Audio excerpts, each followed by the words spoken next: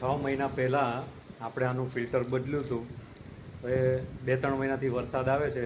આપણે એનું ફિલ્ટર ખોલીને જોઈએ કે અંદર કેટલી બધી માટી આવે છે વરસાદની.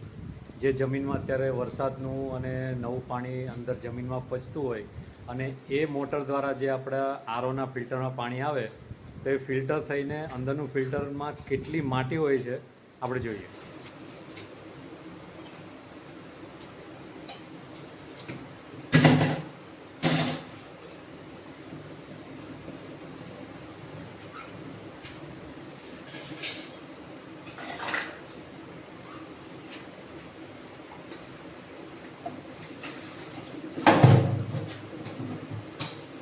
જો 6 મહિનામાં વરસાદની સિઝન સાથે આ ફિલ્ટરની આજુબાજુ માટીનો થર ચડી ગયો છે. જોવા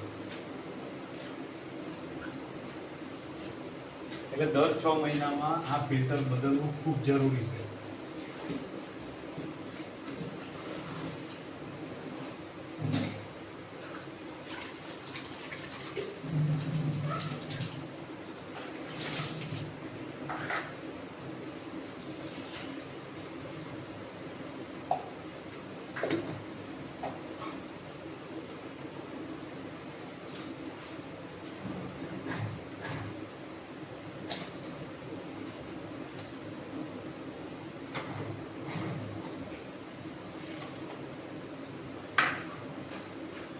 આ રીતે આને ધોઈ નાખવાનું છે.